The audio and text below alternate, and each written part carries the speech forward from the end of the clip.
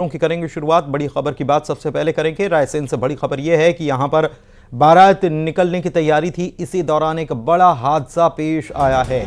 यहां पर बारातियों के ऊपर ही ट्रक चढ़ गया।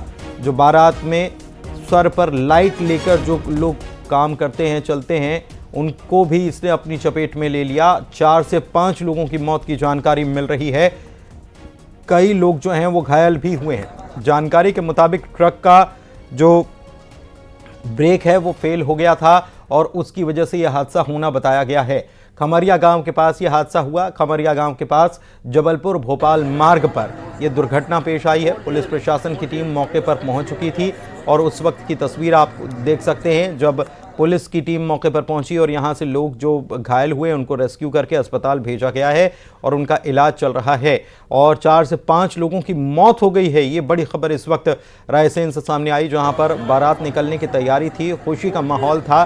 खुशी खुशी बारात में डांस करने का लोग एक तरफ जहां प्लान बना रहे थे और ढोल नगाड़े बज रहे थे, तभी दूसरी तरफ तेज रफ्तार एक ट्रक आता है जिसके बताया जा रहा है कि ब्रेक संभवतः फेल हो गए थे। हालांकि अभी पूरी तरह से ये साफ नहीं हो पाया कि आखिर वजह क्या रही है और किस वजह से ये दुर्घटना पेश आई है। लेकिन अफरा तफरी का माहौल, कुछ ही देर में खुशी का माहौल जो है गमगीन हो गया और अफरा तफरी मच गई।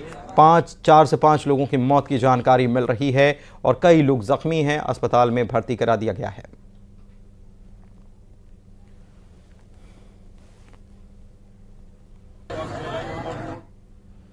और दिल्ली में कांग्रेस केंद्रीय चुनाव समिति की बैठक संपन्न आज हो गई है और बताया यह गया कि इस बैठक में मध्य प्रदेश को लेकर चर्चा की गई है और मध्य प्रदेश की 29 में से 14 सीटों पर नाम फाइनल भी कर लिए गए हैं। लेकिन इस बीच खबर एक और बड़ी यह है कि कमलनाथ लोकसभा का चुनाव नहीं लड़ेंगे। छिंदवाड़ा से उनके बेटे नकुल नाथ का नाम तय हो चुका है और केवल आधिकारिक रूप से घोषणा होना बाकी है। भिंड से फूल सिंह बरैया की बात कही जा रही कि उनको पार्टी ने टिकट देने का मन बना लिया है और सतना से सिद्धार्थ कुशवाहा को पार्टी मैदान में उतार सकती है।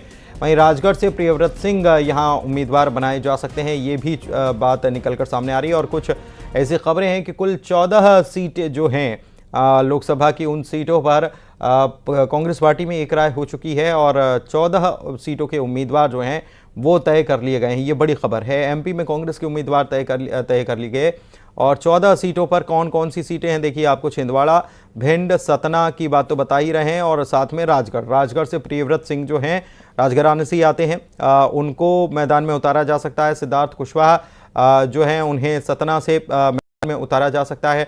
उधर भिंड की बात करें तो फूल सिंह बरैया पर पार्टी भरोसा जता सकती है और विधानसभा के चुनाव में भी वो खड़े हुए थे। और नकुल नाथ को छिंदवाड़ा से उनका नाम तय है। कमलनाथ लड़ेंगे नहीं, नकुल नाथ पिछली बार भी लड़े थे और उन्हीं को पार्टी यहाँ पर रिपीट करना चाहती है, उन्हीं के ऊपर भरोसा जता रही है। और नकुल नाथ की अगर बात की जाए तो वैसे भी घोषणा तो अभी नहीं हुई है, लेकिन इसके पहले भी कई मंच से कई बार ये साफ हो चुका है कि वही लोकसभा के लिए उम्मीदवार कांग्रेस के होंगे। चलिए बढ़ते आगे। मुंबई के कमाठीपुरा में भीषण आग लगने की खबर सामने आई है और पुलिस बीट चौकी के सामने ही यह आग लगी है और यहां के लिए 5 दमकल की गाड़ियां मौके के लिए रवाना कर दी गई हैं। और देखेंगे तस्वीर कितनी भीषण यहां से सामने आई है, क्योंकि ये जो जानकारी आई है मुंबई के कमाठीपुरा क्षेत्र से है और देख सकते हैं आप ये आग जो है काफ़ी बड़े पैमाने पर यहाँ पर नज़र आ रही है कमाठीपुरा में। और ये आग लगने की घटना जिसके बाद 5 दमकल की गाड़ियाँ यहाँ पर रवाना कर दी गई हैं। पुलिस बीट चौकी के सामने ये आग लगी है।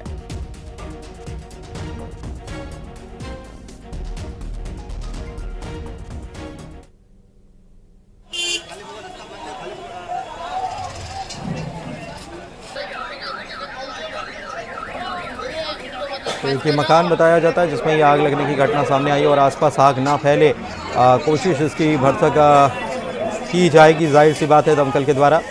लेकिन आग का रूप जो है वो बढ़ता ही जा रहा है। उधर दमकल की गाड़ियां जो हैं वो मौके के लिए रवाना हो चुकी हैं। कमाठीपुरा इलाका है मुंबई का जहां पर आग लगने की ये घटना सामने आई, उसके बाद अफरा तफरी का माहौल यहाँ पर बन गया।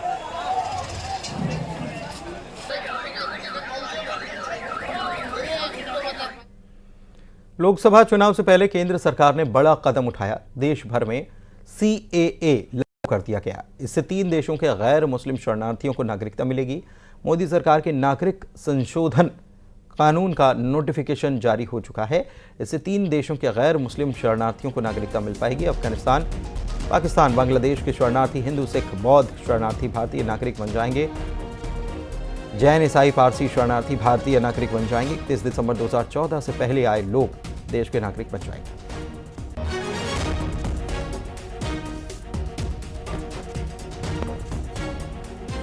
वहीं सीएए देश में लागू होने पर पूर्व केंद्रीय मंत्री रेणुका सिंह ने खुशी जताई।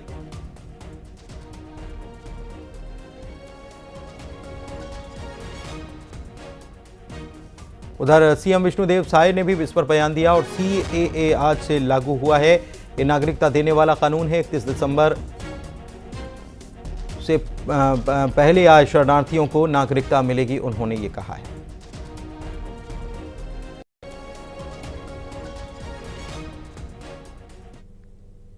नागरिक संशोधन अधिनियम 2019 लागू किया है और इसके लिए उनको बहुत बहुत धन्यवाद देते हैं। जो भारत में शरण लिए हैं और विशेषकर 3 देश जो धार्मिक रूप से प्रताड़ित होकर अफगानिस्तान, पाकिस्तान और बांग्लादेश से उसको छोड़कर हमारे देश में शरण लिए हैं, उनका जीवन सामान्य नहीं था और इस कानून के लागू हो जाने से उनको भारत की नागरिकता मिल जाएगी और जैसे एक सामान्य व्यक्ति यहाँ पर जीवन जी रहा है उस तरह से उनको जीवन जीने का अधिकार हो जाएगा। तो ऐसे लाखों लोगों के लिए बहुत अच्छा ये हो रहा है सीए लागू होने से। इधर देश में सीए लागू होने पर छत्तीसगढ़ के पूर्व डिप्टी सीएम टीएस सिंहदेव का बयान आया और उन्होंने कहा कि केंद्र सरकार असल मुद्दों से देश की जनता का ध्यान भटकाने के लिए सीएए लागू उसने किया है। नोटिफिकेशन जारी कर दी है। इस पर बात करने के लिए हमारे साथ हैं कांग्रेस के वरिष्ठ नेता टीएस सिंहदेव जी। सर, 4 साल हो गए लगभग, 2019 में पास हुआ था, 2023 में लाए हैं, लेकिन तर्क ये कि लोगों को समझा कर लाए हैं। प्रत्येक व्यक्ति से बात की गई, लोगों के बीच गए, उनको सीए के भ्रम के बारे में जो अन्य राजनीतिक दलों ने फैलाया था उससे क्लियर कर दिया, इसलिए हम अब लेकर आए। तो आज 11 मार्च है जी, 10 मार्च को सारा भ्रम खत्म हुआ। 4 साल से आपने कहा कि कोई चीज प्रक्रिया में थी, तो वो 10 मार्च को जाके खत्म हुई, तो 11 को उन्होंने अनाउंस कर दिया। ये सब कुछ नहीं है। उन्होंने राम मंदिर भी देख लिया, उन्होंने बिहार का गठबंधन भी देख लिया, उन्होंने आंध्र का गठबंधन भी देख लिया, और जगह भी सब करके देख लिया। बहुत बहुत धन्यवाद सर। सहयोगी नरेश के साथ शुभम प्रताप, नेटवर्क 18, दिल्ली। देश में सीए लागू होने का रायपुर के सिंधी समाज ने स्वागत किया और सरकार के फैसले पर खुशी जताई। माहौल है कि किसी से नागरिकता छीनी जा रही है, लेकिन ऐसा कोई सीए सिर्फ नागरिकता देने का काम कर रहे हैं, ना कि किसी से लेने का काम कर रहे हैं। हाँ, निसंदेह पक्ष विपक्ष दोनों रहते हैं। विपक्ष अपना काम करेगा, पक्ष अपना काम करेगा। सीए जो अपने प्रधानमंत्री जी, गृह मंत्री जी जो ये चालू किए हैं, बहुत ही अच्छे से अच्छा चैप्टर है और इसके चालू होने से आम लोगों की सारी डिफिकल्ट खत्म हो जाए। अच्छी तरह से हम इस देश के नागरिक हो जाएंगे। हमको बहुत अच्छा लगेगा। जो हम दूसरे देश के कहलाए जाते हैं, हमको यहाँ स्थापित किया जाएगा अच्छी तरह से। हम बहुत खुश होंगे। सीएम विष्णुदेव साय की पत्नी कौशल्या साय का जन्मदिन है। इस मौके पर उन्होंने रायपुर से बगिया के लोगों के साथ वर्चुअली केक काटा। इस मौके पर बड़ी संख्या में लोग जुटे।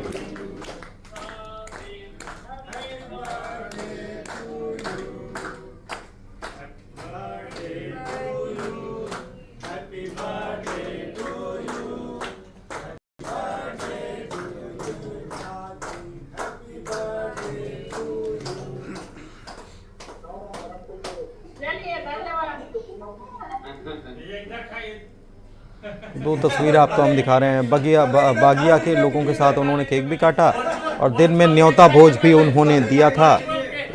वे उन लोगों के साथ जिनको भोज में आमंत्रित किया गया था, बच्चों, छोटे छोटे बच्चे हैं। देखिए, पूर्व माध्यमिक शाला की तस्वीर है। जन्मदिन के मौके पर बच्चों के साथ उन्होंने भोजन किया।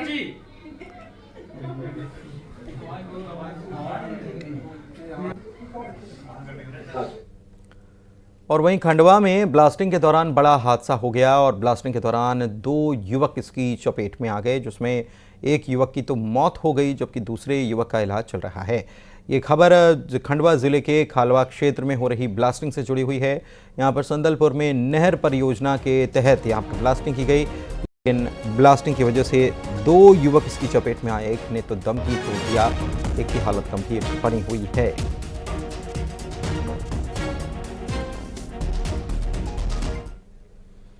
और एक बड़ी खबर ऐसे से जहां पर वनपाल का पैसे लेते हुए वीडियो सामने आ गया। रिश्वत लेने वाला वनपाल राम भरोसे अहिरवार बताया जा रहा है, जो अवैध अतिक्रमण कराने को लेकर पैसा ले रहा था।